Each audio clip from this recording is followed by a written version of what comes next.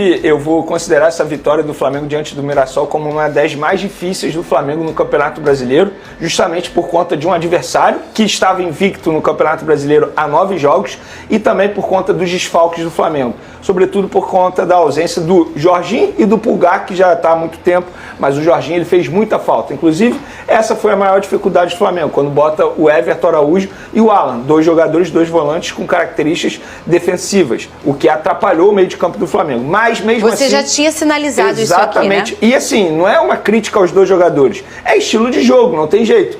Tudo bem que o Felipe Luiz ele poderia ter utilizado até mesmo o Saul nessa função, mas depois ele explicou que entende que o Saul ele faz uma outra função, veio para fazer a função do Gerson, mas enfim, diante do que o Flamengo encontrou contra o Mirassol, nessas adversidades, das ausências, o Flamengo fez um grande jogo, foi uma partidaça. E eu tive a oportunidade de estar no Maracanã nesse dia, eu vi de perto como o Samuel Lino joga bola, vai ser um jogador extremamente importante ao Flamengo.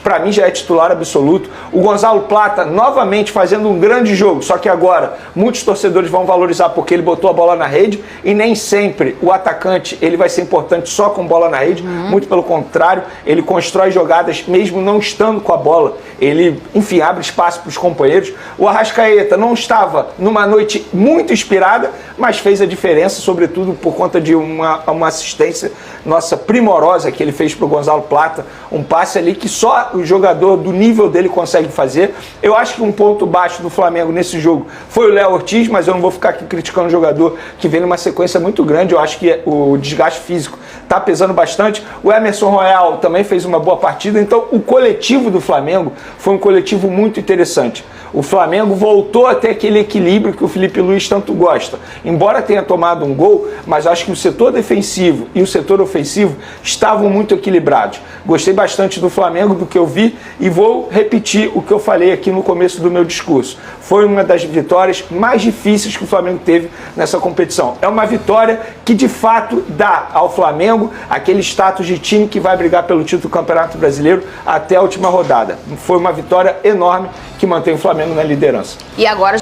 Mas o Mirassol não fez jogo fácil pro Flamengo, né? Jogou bem o Mirassol, né? E era natural, Fernanda. Principalmente porque o Flamengo conseguiu vencer uma equipe que estava a 9 jogos sem perder. A gente acaba esquecendo isso, você pega o nome e tudo mais. O Mirassol é um claro exemplo de um time que conhece suas limitações, que respeita o plano de jogo e coletivamente consegue ser corajoso o suficiente para falar assim: eu sou limitado, vou jogar de forma reativa numa transição no contra-ataque para poder ferir o meu adversário. Só que jogar assim não é fácil, você tem que saber jogar assim, você tem que ser bem treinado para jogar assim. E o Mirassol conseguiu isso. Cara, o Mirassol fez o Rossi trabalhar mais do que a maioria dos times dentro do Campeonato Brasileiro. Essa que é a grande verdade. Tanto que o Rossi fez uma defesa no primeiro tempo, a defesaça no chute do Chico da Costa. Teve outra defesa no primeiro tempo também que ele consegue pegar ali cara a cara. No segundo tempo, depois do 2-1, o Mirassol cresceu dentro da partida e poderia ter empatado. E o Flamengo, aí é o que eu digo. Para você ser campeão do Campeonato Brasileiro, não basta você só jogar bem. Jogar bem é uma obrigação para você ser campeão. Só que quando você joga bem e consegue pontuar, mesmo você não fazendo partidas brilhantes, como eu acho que o Flamengo não fez diante do Mirassol, isso é o que diferencia quem vai ser campeão de quem vai ficar pelo caminho. Eu acho que o Flamengo fez muito bem o seu dever de casa, principalmente com essas atuações. Eu também acho que o Arrascaeta não fez o grande jogo, mas aí é que o craque aparece, porque ele consegue achar uma trivela ali, mesmo não estando tão consistente dentro do jogo, e acha o Gonzalo Plata, que é um atleta que eu concordo plenamente com o Vene, deveria ser mais valorizado pelo time do Flamengo. Eu acho que o Gonzalo Plata é um atleta que gera jogo, que parte para cima, que não se esconde, que ajuda defensivamente. O Flamengo achou suas pontas. Para mim, Gonzalo Plata e Samuel Lino são os pontas titulares. E aí vou falar sobre uma coisa também que eu até comentei aqui. Se quiser fazer um retoque nessa janela, para mim é na posição de volante. Porque quando o Jorginho não puder jogar, o Flamengo vai sentir falta de um jogador mais qualificado na saída de bola. E para mim, até defensivamente, o Alan falha no gol do Mirassol. Faltou proteção. Faltou a proteção necessária para ele aparecer ali. Eu acho que o Alan é um bom jogador, tá? O Everton Araújo também é bom jogador. O que eu tô falando, eu vou repetir aqui novamente. Pro nível Flamengo ser campeão de Campeonato Brasileiro e pensar em ser campeão da Libertadores, você precisa ter sempre um grande volante dentro de campo. E o Felipe Luiz falou sobre as possíveis saídas do Flamengo. Você tem mais informações sobre isso? A gente tem essa sonora do Felipe Luiz? Cadê? Tem ou não tem? Você tem mais informações sobre isso? Ele não vai botar sonora não, né? Não vai botar sonora. Só para contextualizar, ele falou que mais jogadores podem chegar e mais jogadores podem sair. Por que ele falou sobre isso? Porque ele foi questionado sobre a ausência de jogadores na lista de relacionados. Nesse caso, por exemplo, o Vinha e o Juninho não foram relacionados. E ele explicou, eu tenho um elenco grande, não tem como relacionar todo mundo. E ele vai escolher os jogadores através do adversário. No caso, a lateral esquerda, nenhum absurdo. Tem 3 no momento. Sim. Vinha, Alexandre e Ayrton Lucas. Um deles pode sair? Pode. Se eu tiver que apostar qual que vai sair, para mim é o Ayrton Lucas, que é um jogador que está sempre sendo procurado. Agora, um jogador que tem grande chance de sair já nessa janela é o Michael, que não vem sendo relacionado por uma opção dele também há muito tempo.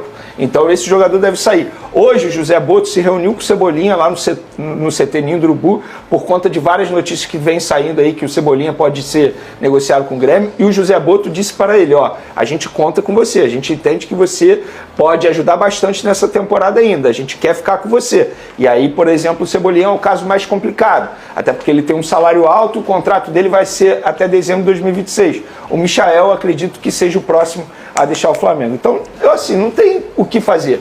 Você tem um elenco grande, alguns vão ficar fora da lista de relacionados. O ideal é você negociá-los até mesmo para abrir uma brecha na folha salarial. Quero falar sobre esse pênalti mandrake que deram aí para o Palmeiras contra o Ceará, e toda hora tem um pênalti duvidoso para o Palmeiras.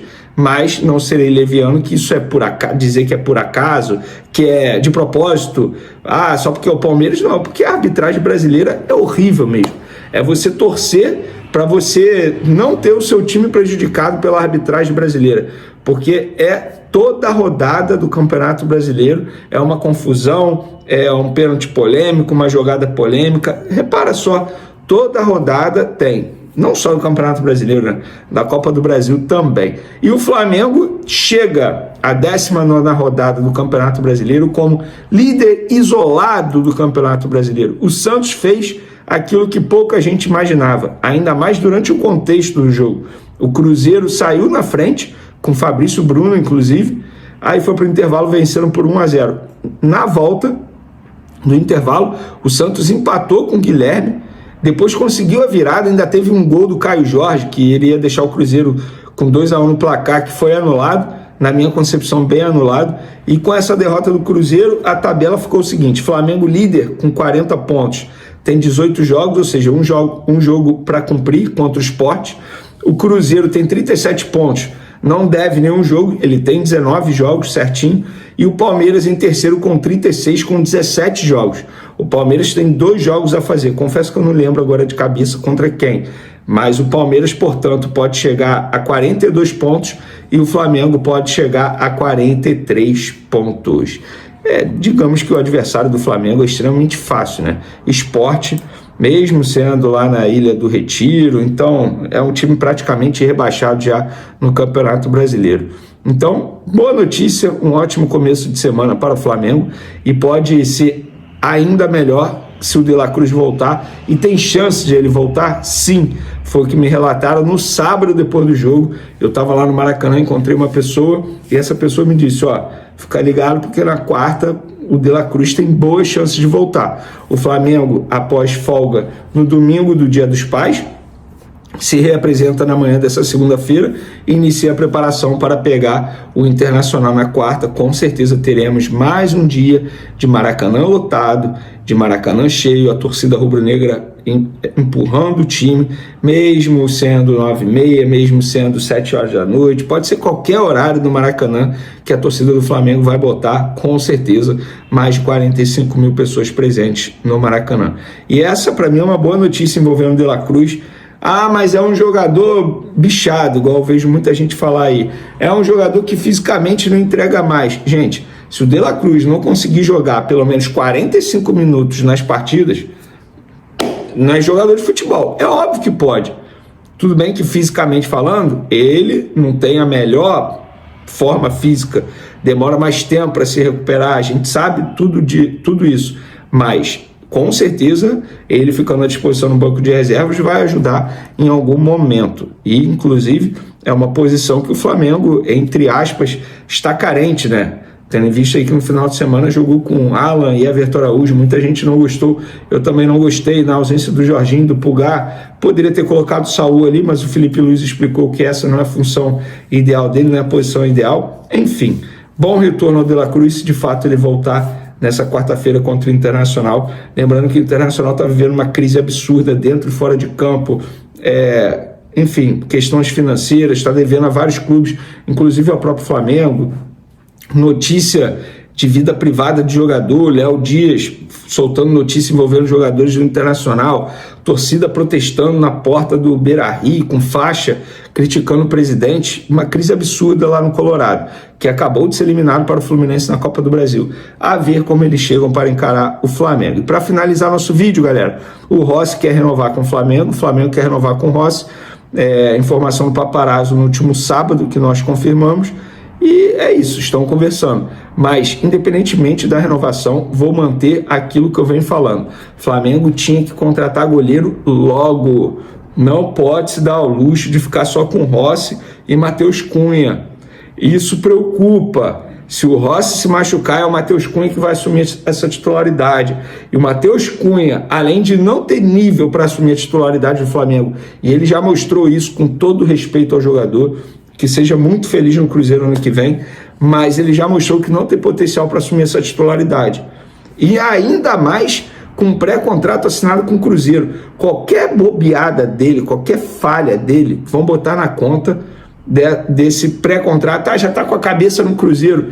E assim, não tem como criticar um torcedor. Inclusive, o próprio Cruzeiro já disse isso, que o acordo era pela liberação desde já. Só que o Flamengo acabou voltando atrás, segundo o Cruzeiro, que o Flamengo alegou que não conseguiu a contratação de um outro jogador para a posição e por conta disso não poderia liberar o Matheus Cunha agora. E aí o Cruzeiro, para se resguardar e ter o jogador a partir de janeiro, assinou um pré-contrato com o jogador. Então, a ver o que o Flamengo vai arrumar. Lembrando, nós já falamos aqui, o Carlos Miguel, um jogador que muitos torcedores do Flamengo queriam no Flamengo, está indo para o Palmeiras. O Palmeiras fez uma baita contratação, na minha opinião.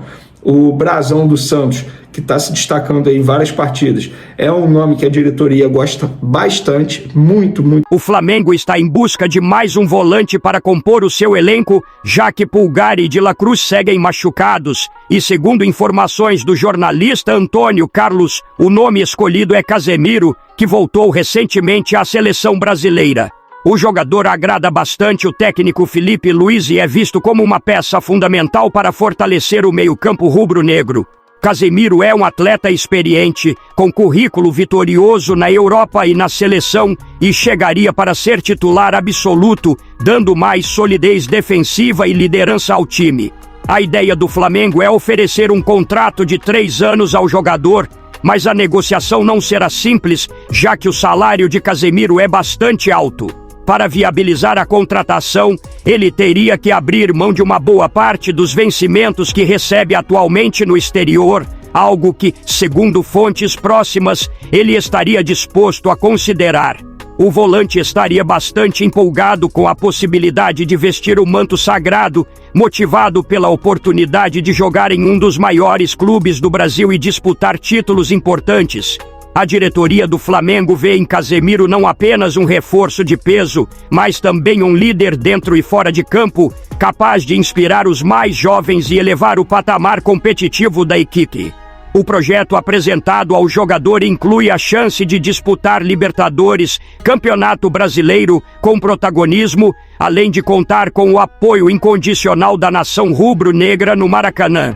Caso o acordo avance, Casemiro poderia se tornar uma das maiores contratações da história recente do clube, repetindo o impacto de nomes que marcaram época com a camisa rubro-negra.